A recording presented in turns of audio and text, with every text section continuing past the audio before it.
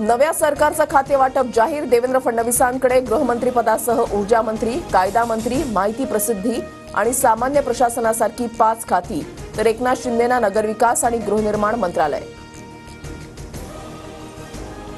अजित पवारांकडे पुन्हा अर्थनियोजन आणि उत्पादन शुल्क खातं। अजितदादा माहिती सरकारमध्ये दुसऱ्यांदा अर्थ खातं सांभाळणार।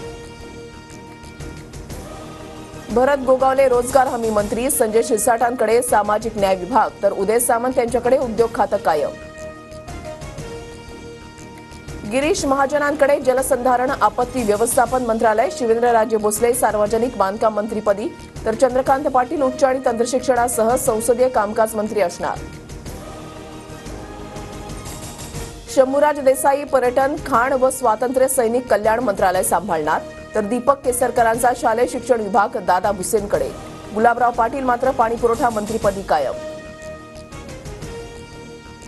मंत्री पंकजा मुंडेंकडे पर्यावरण खातं, तर बंधू धनंजय मुंडे अन्न आणि नागरी पुरवठा खात्याची धुरा सांभाळणार।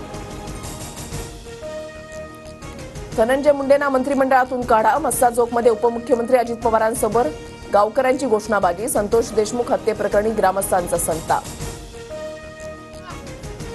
मंत्रिमंडळातून काढा, त्यांनी पक्षपात केला दादा, मंत्रिमंडळातून काढू नका त्याला।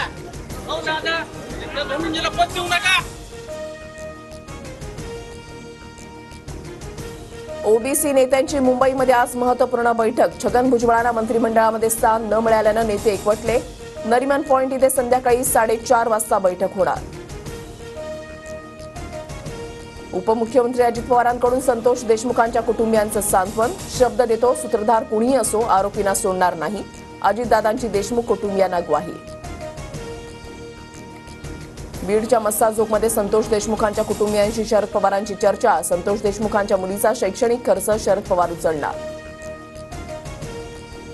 शरद पवारांनंतर अजितदादांनीही परभणीमध्ये घेतली सोमनाथ सूर्यवंशींच्या कुटुंबियांची भेट।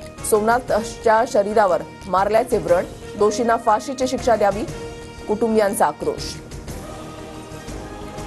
मध्य आणि ट्रान्स हार्बर मार्गावर आज मेगा ब्लॉक। मध्य रेल्वेवर ठाणे ते कल्याण आणि ट्रान्स हार्बरवर ठाणे ते वाशी ब्लॉक असणार।